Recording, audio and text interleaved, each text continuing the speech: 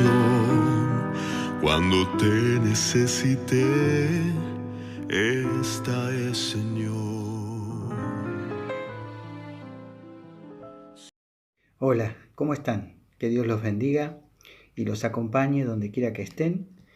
Y los felicito por haber llegado hasta aquí con estos videos. Espero que hayan sido de gran bendición y también un incentivo para estudiar con mayor profundidad la palabra de Dios. Bueno, avanzamos bastante hasta aquí.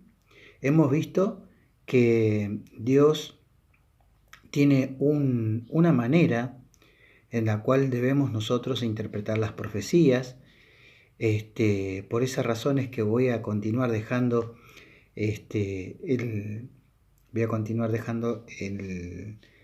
la imagen de la estatua de Nabucodonosor para que entendamos que el cumplimiento de las profecías o la manera en que debemos interpretar las profecías fueron establecidas por nuestro Dios de la manera correcta.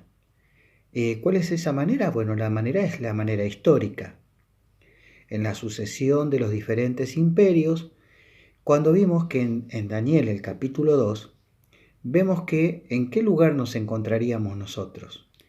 Nos encontramos justo al final, es decir, porque el último imperio, o el último reinado, o el último gobierno, está establecido que se trata de una unión que no es una unión natural, porque el hierro no se puede unir con el barro cocido. Sin embargo, dice que esa unión continuará hasta el final del tiempo. Y, como vimos en los otros videos, a medida que Dios nos va dando las profecías, esas profecías van en aumento y cada vez se hacen más nítidos cada uno de los detalles. Entonces, en el capítulo 7 de Daniel, vemos que hay una sucesión de imperios, pero también se habla del juicio, que en Daniel capítulo 2 aparece la roca que cae del cielo. Y Daniel habla acerca de un juicio, es decir, habla del anciano de días, el juez se sentó y entonces fue quitado el dominio. Es decir, este cuerno pequeño, que también viene a ser los pies de la estatua de Nabucodonosor, continúa hasta el fin. Es decir, continúa hasta el fin, pero hay un momento, ¿no? Hay un momento en que se produce como una interrupción de ese dominio, pero que ese dominio continúa. Es decir, ¿por qué? Porque más allá de que Apocalipsis 13 habla de una herida mortal que fue sanada, nos dice toda la profecía que la unión del hierro y el barro cocido continuarán hasta el fin, hasta la segunda venida de Cristo. Y ¿qué es lo que a nosotros nos lleva a estudiar todo esto? Es decir, ¿por qué? Porque la mayoría de los protestantes y católicos creen, ¿no es cierto?, en el arrebatamiento de la iglesia, que eso sería lo correcto, el arrebatamiento, porque la iglesia será arrebatada, pero en el rapto secreto que viene por los dichos de Jesús acerca de que vendría como ladrón. Y entonces empezamos a desmenuzar lo que Jesús dijo acerca de que habría dos en el campo, y dijimos que el campo es el mundo. ¿Qué es lo que Jesús quiso decir? El campo es el mundo entero, y habrá dos en el campo, y habrá dos mujeres moliendo en el molino, y entonces vemos que cuando se refiere a las mujeres, está diciendo que habrá dos grupos o dos iglesias en el mundo. Y que en lo que en principio fue en un lugar local, ¿no? Fue en un lugar, en una zona, en un determinado lugar, al final del tiempo será algo global, que será un conflicto que abarcará toda la tierra. Es decir, porque Apocalipsis 13 dice que todo el mundo, ¿no?, va a adorar a la bestia, que también describe Apocalipsis 13 quién es la bestia, ¿Por qué? Porque el apóstol Juan, que está viendo la misma visión que vio Daniel en el capítulo 7, la está viendo a la inversa, ve los animales en sucesión inversa, y es el mismo poder, la misma bestia, que va a dominar durante un periodo de tiempo que lo describe como 42 meses, que es el periodo de tiempo, mitad de tiempo, o los 1260 días, años, en lenguaje profético. Ahora, vimos muchas características, no sé si todas, pero vimos muchas características y llegamos a la conclusión de que ese nombre que tiene en su frente, que es un nombre blasfemo, ¿por qué? Porque no hay hombre en este mundo que pueda colocarse en el lugar de Dios, porque en realidad la palabra anticristo significa, no es que está en contra, sino que se coloca en el lugar de, ¿sí? Y el primer mandamiento, bien claro, de los 10 mandamientos, dice: no tendrás dioses ajenos delante de mí. Es decir, nadie puede colocarse entre nosotros y Dios. Nadie puede ser Dios para mí. Es esa la realidad.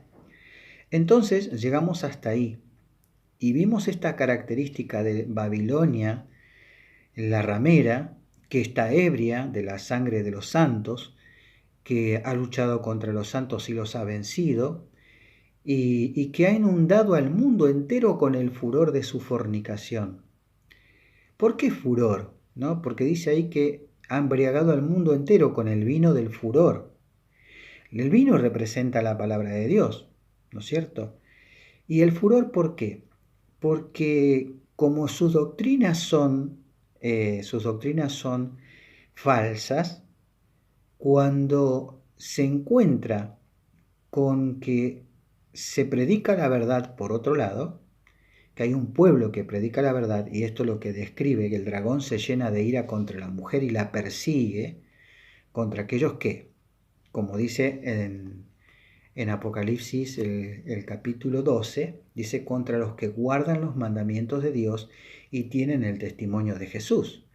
Es decir, la ira del dragón es contra ese grupo que revela la verdad de la palabra de Dios, que testifica la verdad de la palabra de Dios. Entonces, dice, el furor que tiene es justamente el odio hacia la verdad. Odio hacia la verdad. Y por supuesto aquellos que la predican.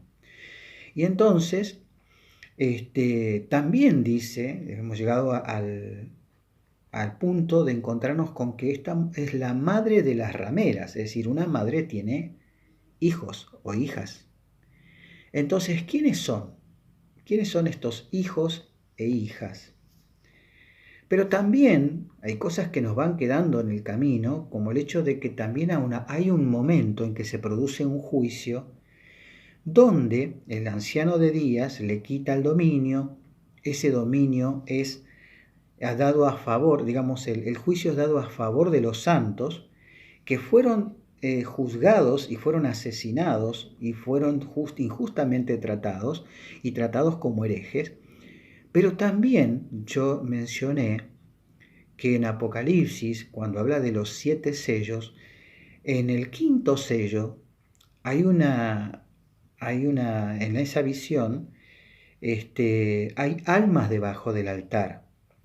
Pero claro, hay muchas personas, y de este tema me han pedido que también diga algo referente al tema de si nosotros somos un alma o tenemos un alma.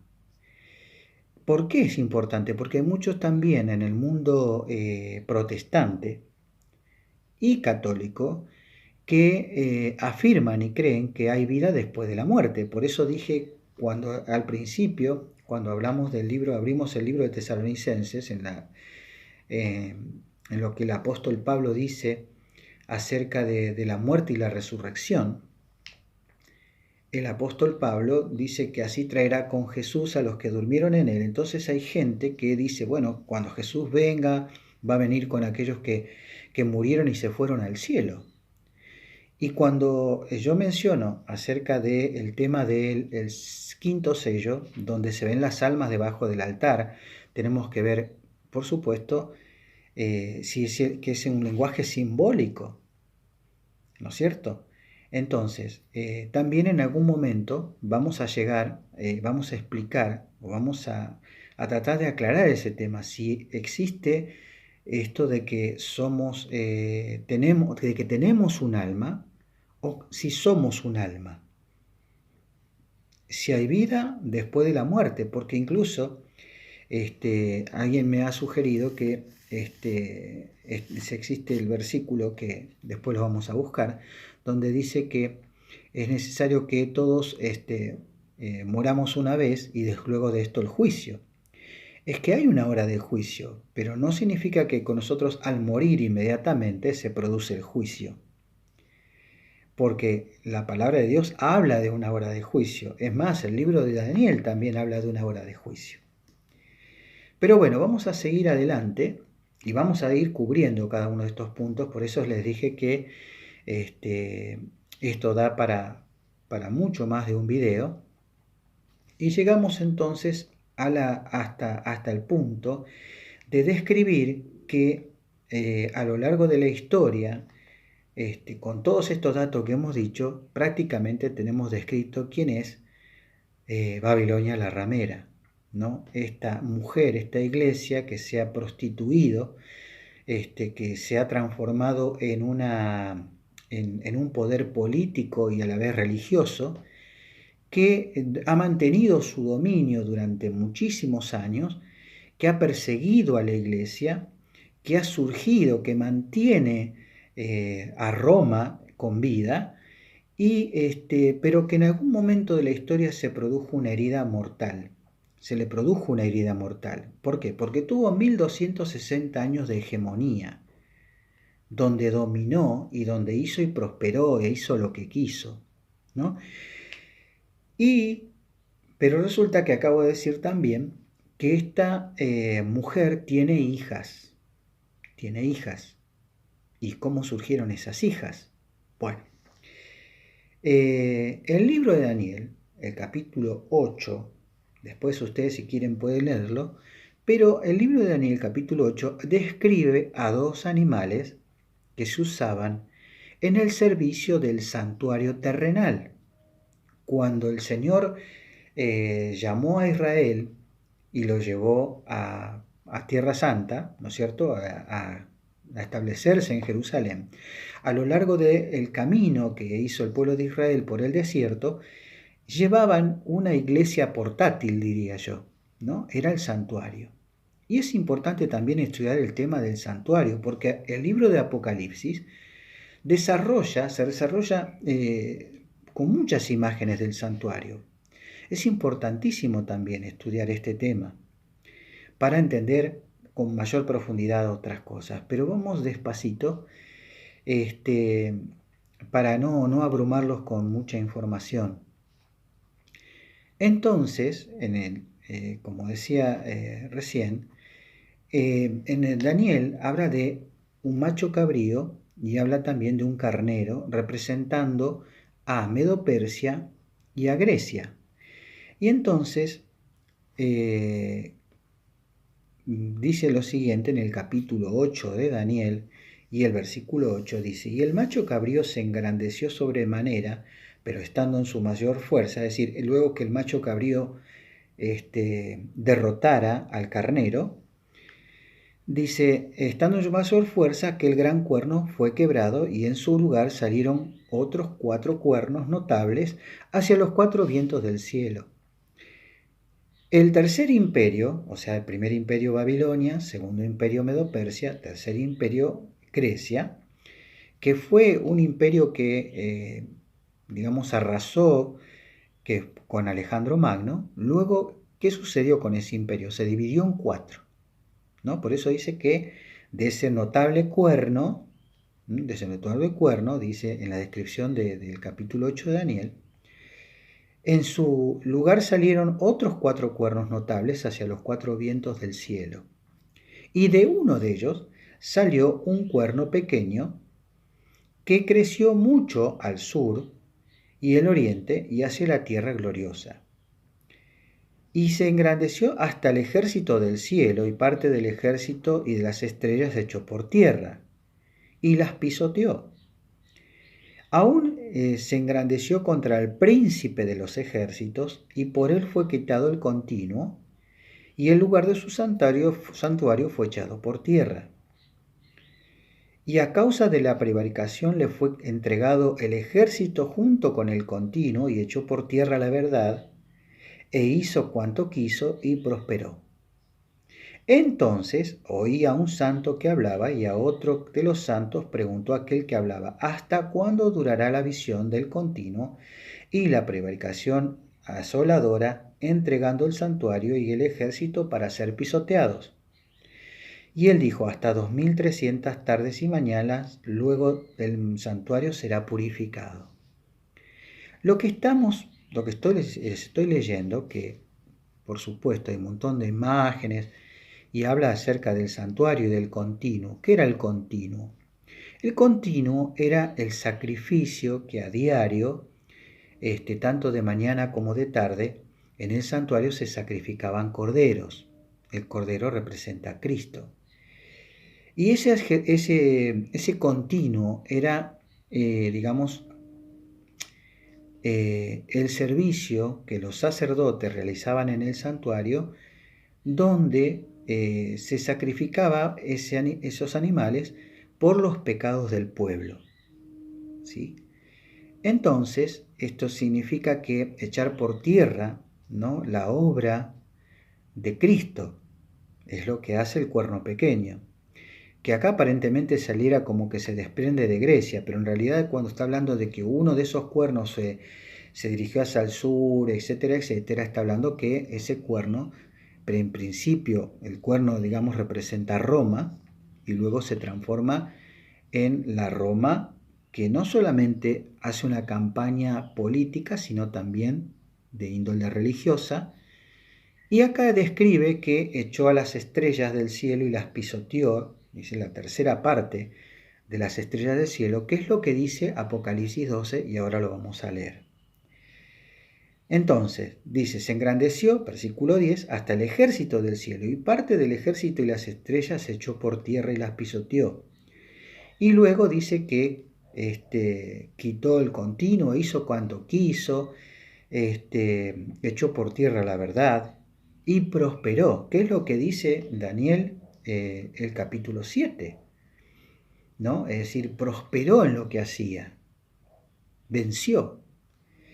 Y entonces el tema es ¿hasta cuándo? ¿Hasta cuándo? ¿Y cuándo es el hasta cuándo? Dice también la profecía de Daniel, y Daniel 2 y Daniel 7, dice que hasta que el anciano se sentó, hasta que comenzó el juicio, y le fue quitado el dominio. Dice: ¿hasta cuándo durará?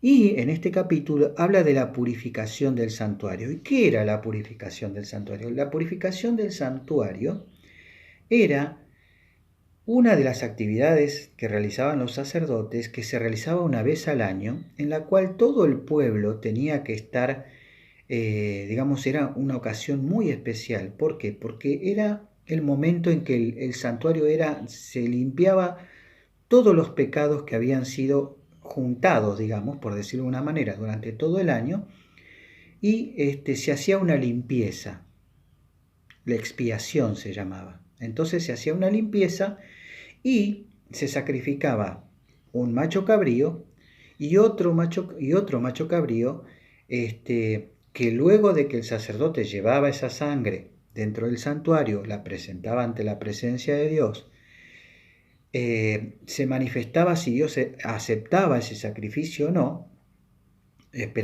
Todos esperaban que el sumo sacerdote saliera de un compartimiento del santuario, porque el santuario tenía ciertos compartimientos, que era el lugar santísimo, donde no se podía entrar en todo el año. Ese lugar contenía el arca del pacto, los querubines de gloria, y dentro de ese arca estaban los 10 mandamientos.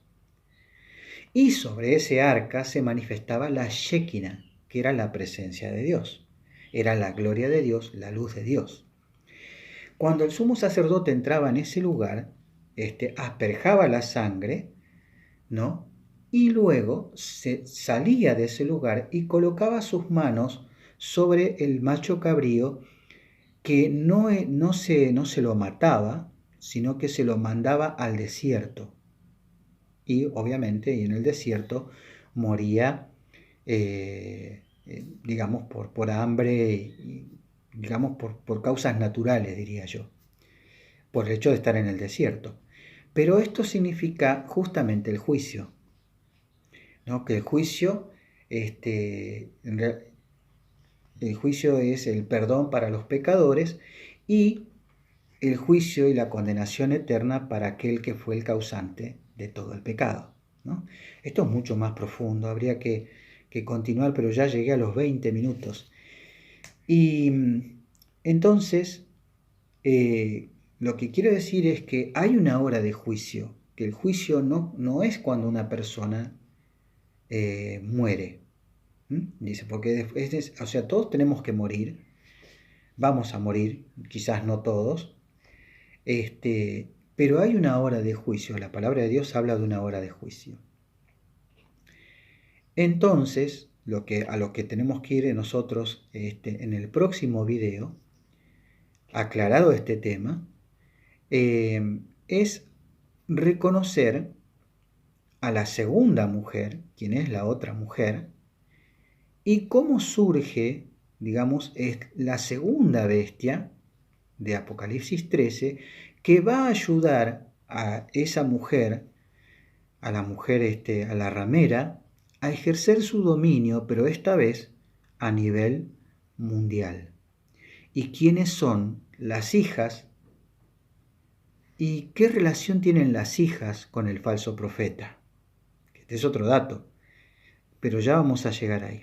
Así que bueno, espero que te haya servido hasta acá, porque hemos hecho casi un repaso para ir afianzando las ideas y para ir entrando ya en otro terreno, ¿no? Esto era necesario aclararlo, y en el próximo video vamos a ver Apocalipsis, el capítulo 12, quién es esta mujer y qué relación tiene con la segunda bestia, y justamente decir, aclarar este tema de las dos mujeres. Y más adelante vamos a definir el tema de qué significa ser dejado, qué significa ser tomado. Ya vamos a llegar. Así que bueno, espero que les haya servido este mensaje, que Dios los bendiga y los espero en el próximo video.